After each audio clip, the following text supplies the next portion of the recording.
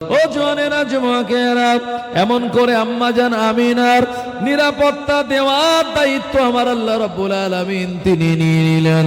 এজন্য আজও ওই মক্কা এবং মদিনাতুল মুনাওয়ারার নিরাপত্তা দেওয়ার দায়িত্ব হলো আল্লাহ রাব্বুল আলামিনের। হজের সময় 30 লক্ষ 40 লক্ষ মানুষ একসঙ্গে হজ করে, নারী পুরুষেরা। জীবনে কোনোদিন শোনা যায় না, আর আগামীতে কোনোদিন শোনা যাবে না মক্কার জমিনে একজন নারী ধর্ষিত হয়েছে, কোন নারীকে শ্লীলতাহানি করা হলো, এমন কোন ঘটনা জীবনে কোনোদিন শোনা যাবে না। মুজদালিফার ময়দানে খোলা আকাশের নিচে তানারা রাত কাটান নারী পুরুষ একসঙ্গে। আরাফাতের ময়দানে আল্লাহ পাকের দরবারে দোয়া করেন, কিন্তু জীবনে এমন কোন ঘটনা ঘটে না। একবার জোরে বলুন সুবহানাল্লাহ। সামান্য আরজি কল, আপনারা জানেন একটা হসপিটাল যেখানে একজন ডাক্তার, লেডি ডাক্তার, সে নিরাপত্তাহীনতায় ভুগে। সেই হসপিটালের ভিতরে কি কেস হয়েছে আপনাদের কারু জানার বাকি নেই, সবাই জানেন আপনারা।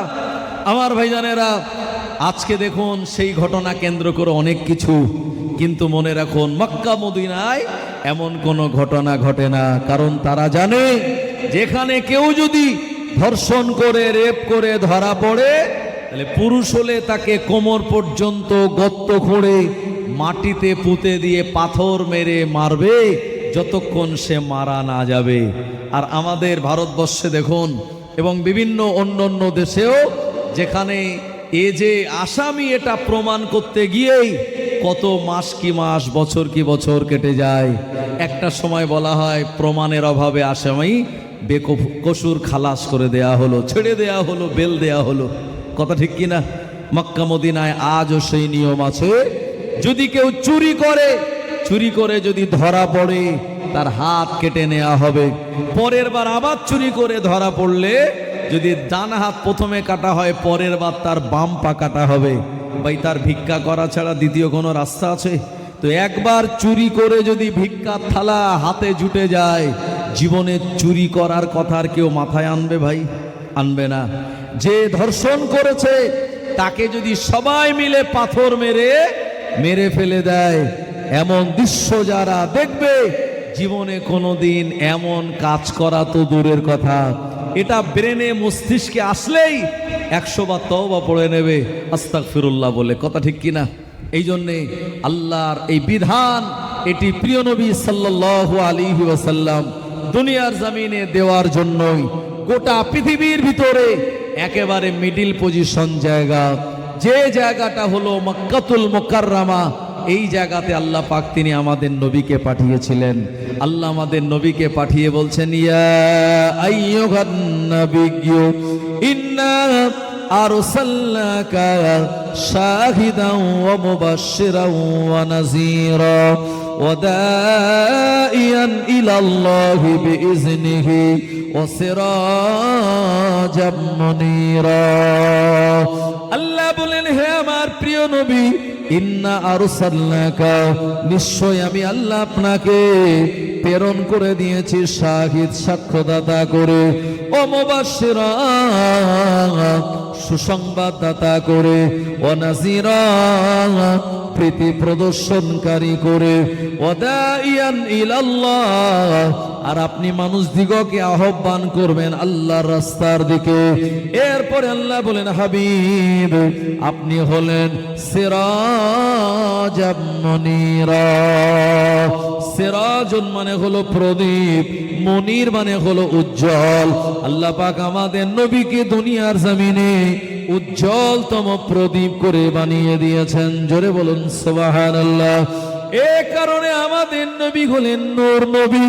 আল্লাহ তিনি বললেন, কদ জাআকুম মিনাল্লাহি নূরুন ওয়া কিতাবুম মুবিন। আমি আল্লাহ তোমাদের কাছে প্রেরণ করে দিলাম দুটো জিনিস। একটা হলো নূর, নূর বামানা মুহাম্মাদুর রাসূলুল্লাহ সাল্লাল্লাহু আলাইহি ওয়াসাল্লাম, ও কিতাবুম মুবিন মানে প্রকাশ্য কালাম কোরআনুম মাজিদ। ও নবীর উম্মত তুম্মাতানিরা আম্মা জান আমিনার ঘুমখানা ভেঙে গেল। আল্লাহ তাআলার পক্ষ থেকে সান্ত্বনা পাওয়ার পর তানার মনে আর কোনো ব্যথা দুঃখ থাকলো না। মক্কার জমিনে আল্লাহ পাক এভাবেই তানাকে নিরাপত্তা দান করে দিলেন। আম্মা আমিনা বলেন, স্বামী চলে যাওয়ার ব্যথা যন্ত্রণা আমার খানিকটা কমে গেল। আর আল্লাহ রাব্বুল আলামিনের পক্ষ থেকে যে নিরাপত্তা আমায় দেয়া হয়েছে, এই নিরাপত্তা পাওয়ার পর আম্মা আমিনা বলেন, মনে দুঃখ কষ্ট সব আমার দূর হয়ে গেল। দুনিয়ার জমিনে আমার নবী পৃথিবীর জমিনে আগমন করবে। এক এক রাতের বেলা এক এক রকমের স্বপ্ন আমি দেখতাম। বিভিন্ন নবী আলাইহিস সালাম আমাকে এসে বলে যেত, আমিনা তোমার গর্ভে যে বাচ্চাটা রয়েছে, এ বাচ্চাটা ভূমিষ্ঠ হলে এ বাচ্চাটার নাম রেখে দিও আহমাদ। তাওরাত ইনজিল জাবুলে তানার নাম হলো আহমাদ। এ বাচ্চাটার কাছে আমার আল্লাহ রাব্বুল আলামিন কোরআনুল মাজিদ তিনি নাজিল করে দেবেন। এ কোরআনুল মাজিদে এ বাচ্চাটার নাম লেখা থাকবে মুহাম্মদ। খবরদার বাচ্চাটা ভূমিষ্ঠ হলে নাম রাখবে মুহাম্মদ। আম্মা আমিনা বলেন, আমি বিকালবেলা পানি নেওয়ার জন্য আমি কুয়ার কাছে গেলাম। কুয়ার পানিটা অনেকটা নিচের দিকে। মক্কার অনেক নারীরা যারা ওই কুয়া থেকে বালতি রশি দিয়ে পানি তোলে, আমি আমিনা ওই কুয়ার কাছে যখন চলে গেলাম, দেখতে পেলাম আমাকে কষ্ট করে এ বালতি রশি দিয়ে পানি তুলতে হয় না। ওই কুয়ার পানিটা কুয়ার মুখ বরাবর চলে আসলো। আমি অতি সহজেই আরামের সঙ্গে ওই পানিটা কুয়া থেকে তুলে নিলাম। এরপরে বাড়ির পথে যখন রওনা হয়ে গেলাম, দেখতে পেলাম কুয়ার পানির লেয়ারটা আবার নিচের দিকে নেমে যায়। মক্কার অনেক নারীর সময় বলেছিল, ও আমিনা, ও বুবু আমিনা, আপনি যাবেন না, এই জায়গাতে আপনি দাঁড়িয়ে থাকুন। আপনি যতক্ষণ দাঁড়িয়ে থাকবেন কুয়ার পানিটা কুয়ার মুখ বরাবর ততক্ষণ থাকবে। আমরা অতি আরামের সঙ্গে সহজের সঙ্গে পানিটা তুলে নেব, আমাদের কষ্ট হবে না। আর আপনি চলে গেলেই কুয়ার পানিটা নিচের দিকে নেমে যাবে। একবার জোরে জোরে বলুন সুবহানাল্লাহ। এটাও তো আমাদের প্রিয় নবীর ওসিলা। আম্মা আমিনা তিনি বর্ণনা করে বলেন, দুনিয়ার জমিনে আমার বাচ্চাটার আগমন করার সময় নিকটবর্তী। একদিন বিকালবেলা আমি বেরিয়েছি, আর দেখতে পেলাম মরুভূমির ময়দানে পাহাড়ি অঞ্চলে জঙ্গলের ভিতর দিয়ে বিরাট বড় একটা বাঘ একটা হরিণকে তাড়া দিয়েছে। ওই বাঘের আক্রমণ থেকে বাঁচার জন্য হরিণটা প্রাণপণে দৌড়াতে লেগেছে। আমি আমিনা আমাকে দেখার সঙ্গে সঙ্গে ওই হরিণটা আমার কাছে এসে সালাম জানায় আমাকে। বাঘ দৌড়ে দৌড়ে এসে হরিণটাকে না ধরে আমি আমিনা আমাকে দেখে তারা সালাম দেয়। আম্মা আমিনা বলেন, আমাকে পাশে পাওয়ার পর বাঘ হরিণকে শিকার করে না, হরিণ ও বাঘের ভয়ে দৌড়ে পালিয়ে যায় না। এই ঘটনা দেখার পর আমি অবাক হয়ে গেলাম, আর মনে মনে চিন্তা করলাম, আমার গর্ভে যে সন্তান রয়েছে, এই সন্তান যখন দুনিয়ার জমিনে আগমন করবে, আমার আল্লাহ গোটা দুনিয়ার জমিনে বিরাট এক পরিবর্তন ঘটিয়ে দেবে। আরো জনে বলেন সুবহানাল্লাহ, নারে তাকবীর। ও জওয়ানেরা, যুবকেরা, নবীর উম্মতেরা, প্রিয় নবীর আম্মা হযরতে আমিনা তিনি বর্ণনা করে বলেন, আমি যে তো কুঁড়ে ঘরে একটা আলাদা জায়গায় থাকতাম, এ জায়গায় অন্য কোনো মহিলাদের আনাগোনা ছিল না। আমার বাচ্চা যখন দুনিয়ার জমিনে আগমন করবে, এই সময় আমার মনে মনে চিন্তা হলো, আমাকে হেল্প করার মতো, সাহায্য করার মতো যদি কোনো মহিলাকে পাওয়া যেত, আমি আমিনা আমার মনটা ইতমিনান হয়ে যেত। এমন কথা যখন তার মাথার ভিতরে চিন্তা আসলো, আম্মা আমিনা বলেন, আমি দেখতে পেলাম বিরাট বড় বড় খেজুর গাছের মতো লম্বা লম্বা কয়েকজন মহিলা আমি আমিনা আমার বাড়ির দিকে আসতে শুরু করে দিল। আমি তাদের চিনি না জানি না। আমি জিজ্ঞাসা করে বললাম, ও আল্লাহর বান্দিরা আপনারা কারা? আপনাদের পরিচয় একবার বলুন। একজন বললেন, আমিনা আমি হলাম ঈসা নবীর আম্মা মরিয়ম আলাইহিস সালাম। আর একজন বললেন, আমি হলাম নবী আইয়ুব আলাইহিস সালামের বিবি রহিমা। আর আমি হলাম ফেরাউনের বিবি আসিয়া। আর আমাদের সঙ্গে যারা রয়েছেন আমার আল্লাহ জান্নাতুল ফিরদাউস থেকে আপনার খিদমাতের জন্য এই হুরগণেদের পাঠিয়ে দিয়েছেন। আরো জনে বলেন সুবহানাল্লাহ। আম্মা জান আমিনা তিনি বর্ণনা করে বলেন, আমার বাচ্চা দুনিয়া জমিনে আগমন করার আগে আর একটা ঘটনা মক্কার জমিনে ঘটে গেল। আমি যে জায়গা দিয়ে যাই এই জায়গাতে সুন্দর সুগন্ধি বার হয়। আমাদের এলাকায় যখন কোনো স্বামী মারা যায় কোনো মহিলার, ওই মহিলাটা তার নাকেরটা খুলে ফেলে। ফেলে কি ফেলে না? কারণ বিয়ের সময় স্বামীরা বিয়ে করতে যখন যায় মোহরানার টাকাটা নিয়ে যায়, আর এই নাকেরটাও সঙ্গে নিয়ে যায় কি যায় না? এজন্য স্বামী ইন্তেকাল করলে ওই মহিলারা কিন্তু নাকেরটা খুলে ফেলে। এটা স্বামীর সম্মানার্থে। আমার ভাইজানেরা, শরীয়তে এই হুকুম রয়েছে, স্বামী ইন্তেকাল করার পর ওই মহিলাটা বেশি সাজগোজ করতে পারবে না এবং 4 মাস 10 দিন তাকে ইদ্যত পালন করতে হবে। মানে স্বামীর ইন্তেকালের কারণে তাকে শোক পালন করতে হবে। আমার ভাইজানেরা, জওয়ানেরা, যুবকেরা, এজন্যে মহিলাদের ড্রেস, ভালো জামা কাপড় যা তারা পরবে সবটাই যেন স্বামীকে দেখানোর জন্য হয়। আর স্বামীকে ছাড়া অন্য কারোর জন্য যদি দেখানোর উদ্দেশ্য হয় তাহলে এমন সাজগোজ করা ওই মহিলার জন্য হারাম। আমার ভাইজানেরা, কিন্তু আমাদের সমাজে দেখা যায় মেয়েরা সাধারণত বাড়িতে ঘরে যখন থাকে সেজে গুজে থাকে না। ছেঁড়া শাড়ি, পুরনো জামা কাপড় যখন তারা পরে থাকে, কিন্তু বাইরে গেলে পরে সাজগোজের আর কোন রকমের খামতি তাদের থাকে না। কথা ঠিক কিনা? ও নবীর উম্মত উম্মাতানিরা, মক্কার জমিনে তখন নিয়ম ছিল যখন কোনো মহিলার স্বামী মারা যাবে ওই মহিলাটা আতর আর সুগন্ধি সে ব্যবহার করতে পারবে না। কিন্তু আম্মা জান আমিনার শরীর দিয়ে এত সুগন্ধি বার হয়, মক্কার জমিনের অনেক নারী পুরুষেরা এই সুগন্ধির ঘ্রাণ পেয়ে তার অভিযোগ করে বলেছিল, ও কাবা বাইতুল্লাহর মুতাওয়াল্লি আব্দুল মুতাল্লিব, তোমার বৌমা আমিনা কিন্তু বিধবা নারী।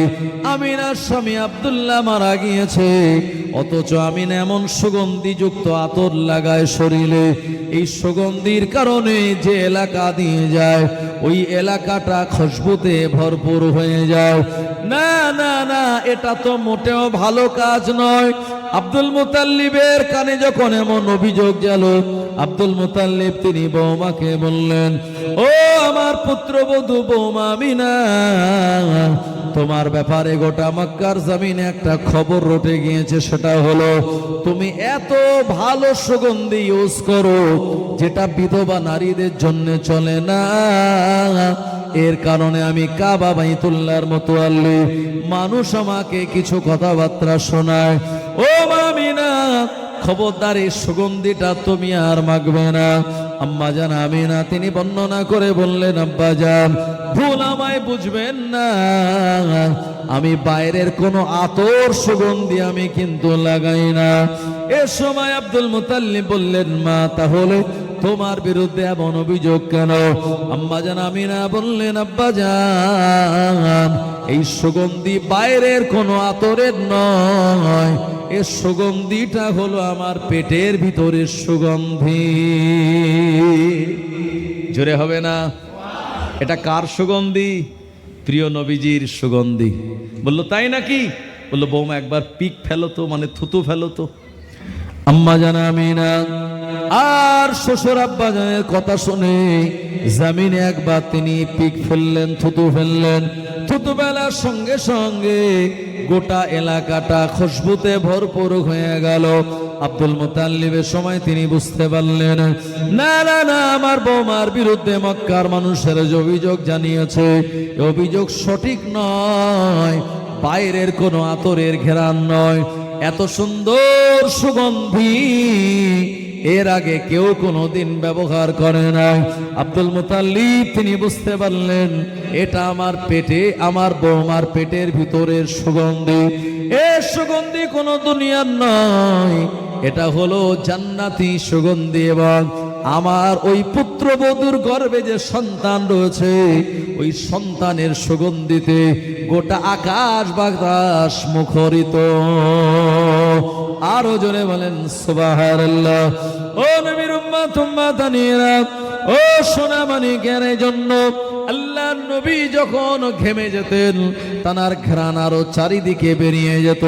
বিশ্ব নবী যে রাস্তা দিয়ে চলতেন, ওই রাস্তাটা সুগন্ধিতে ভরপুর হয়ে যেত। আম্মা আমিনা তিনি বর্ণনা করে বলেন, আমার বেটা দুনিয়া আসার সময় নিকটবর্তী হয়ে পড়ল। রাত আল্লাহর কাছে ফরিয়াদ করে বলে, ও রব্বুল আলামিন আল্লাহ, আপনার হাবিব নবী যেন রাতে আসে। দিন আল্লাহকে বলে, আল্লাহ আপনার হাবিব নবী যেন দিনে আসে। আল্লাহ পাক উভয়ের সওয়ালকে রাখনেওয়ালা, রাতের কিছু অংশ, দিনের কিছু অংশ। ওয়াক্তে সুবহে সাদিক, যে সময়টা ছিল 570 খ্রিস্টাব্দ, 12 রবিউল আউয়াল, আর সুবহে সাদেকের সময়। এই সময় এই এলাকাটা মোটেও ভালো ছিল না। প্রিয় নবী দুনিয়ার জমিনে আগমন করার আগে প্রতিটা বাড়িতে বাড়িতে মদ পান করা হতো, বাড়িতে বাড়িতে মদ তৈরি করা হতো। এবং ও জামানার মানুষেরা আপন শতাতো মাকে তারা বিবাহ করত। শুধু তাই নয়, 3 নম্বর ওদের অন্যায়ের অপরাধ হলো, আমাদের আব্বা মা ইন্তেকাল করলে আমরা যেমন সবরেসানি করি, ওরা মরা বাপ্পায়ের কবরের ওপরে একটা উট ভালো করে বেঁধে দিয়ে আসতো। উটটাকে পানি দিত না, খেতে দিত না। উটটা পানি না পেয়ে, খাদ্য না পেয়ে ছটফট করতে করতে 1-1.5 মাস পরে যখন মারা যেত, এরা বলতো আমাদের পিতা মাতা সবরেসানি হয়ে গেছে। একবার জোরে বলেন নাউজুবিল্লাহ। 4 নম্বর এদের অপরাধ হলো, এরা কোনো উট বা ঘোড়াকে খেজুর গাছে শক্ত করে বেঁধে রেখে এরা দূর থেকে তীর মারত। এরা প্রতিযোগিতা করে বলতো, ওই ঘোড়ার চোখে কে তীর মারতে পারবে, কে মাথায় মারতে পারবে, কে কানে মারতে পারবে। ওই রকম ঘোড়া বা উটটাকে খেজুর গাছে ভালো করে আষ্টি পাষ্টি শক্ত করে বেঁধে দিয়ে দূর থেকে তীর মারার কারণে ওই জন্তুটা ছটফট করে মারা যেত। ওদের পাষাণ হৃদয়ে কোনো দয়া মায়া লাগতো না। আল্লাহ নবী দুনিয়া জমিনে আগমন করার আগে ওরা 5 নম্বর অন্যায় অপরাধ করত।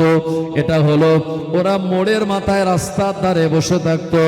যখন কোনো মহিলা এ রাস্তা দিয়ে যেত, গর্ভবতী মহিলাকে দেখে তারা বলতো, একবার বলো এই মহিলার পেটে কি আছে। একদল বলতো ছেলে আছে, আর একদল বলতো না না মেয়ে আছে। ওরা বাজি ধরতো, ওদের নিজেদের ভিতরে কম্পিটিশন হতো। এ সময় তারা আর বাজি ধরে জেতার জন্য ওই মহিলাটাকে তারা ধরতো, আর ওদের কাছে থাকা ছুরি দিয়ে ওই মহিলার পেটটা কেটে দিয়ে বাচ্চাটা বার করত। ছেলে না মেয়ে, যারা ছেলের দিকে ছিল তারা জিতে যেত, আমার ভাইজানেরা আর এক দল হেরে যেত। ওরা টাকা পয়সা দিয়ে নিজেদের ভিতরে এমন বাজি ধরে লটারি করত। কিন্তু না না না, ওদের সামনে দিয়ে ওই সন্তানটা আর সন্তানের আম্মা যান ছটফট করে করে মারা যেত। ওদের পাষাণ হৃদয়ে কোনো দয়া মায়া লাগতো না। এরকম একটা পরিস্থিতি ছিল মক্কার জমিনে আমার আল্লাহ। এরকম একটা অন্ধকারময় যুগে 570 খ্রিস্টাব্দে 12 রবিউল আউয়াল আমাদের নবীকে তিনি পাঠিয়ে দেবেন। আম্মা জান আমিনা বলেন, রাত যখন গভীর হলো আমি দেখতে পেলাম আমার ঘরের চতুর্দিকে আর ফেরেশতারা গাঁট করে দাঁড়িয়ে গেল, যেন শয়তান প্রিয় নবীর ঘরে আসা তো দূরের কথা, আম্মা জান আমিনার কুঁড়ে ঘরের কাছাকাছি না আসতে পারে। কারণ প্রিয় নবী বললেন, যখন কোনো বাচ্চা ভূমিষ্ঠ হয় আতর ঘরে, ওই বাচ্চাটার পাঁজরে এসে খোঁচা দিয়ে যায় ইবলিস শয়তান, ইয়ামাসাহু শাইতান ফায়াস্তাহিল্লু সারিখান। এ বাচ্চাটাকে খোঁচা দেওয়ার সঙ্গে সঙ্গে এই বাচ্চাটা চিৎকার দিয়ে আওয়াজ দেয়।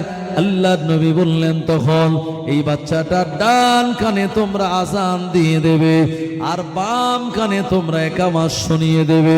এই আজানের আওয়াজ শুনে শয়তান আর থাকতে পারবে না, শয়তান পালিয়ে চলে যাবে। প্রিয় নবী সাল্লাল্লাহু আলাইহি ওয়াসাল্লামকে শয়তান ছোঁয়া তো দূরের কথা, বিশ্ব নবীর ঘরের আশপাশে আসতে যত না পারে। এই জন্য আমার আল্লাহর ফেরেশতাগণেরা আম্মা জান আমিনার ঘরটা তারা ঘিরে রেখে দিয়েছিলেন। একবার জোরে জোরে বলুন সুবহানাল্লাহ।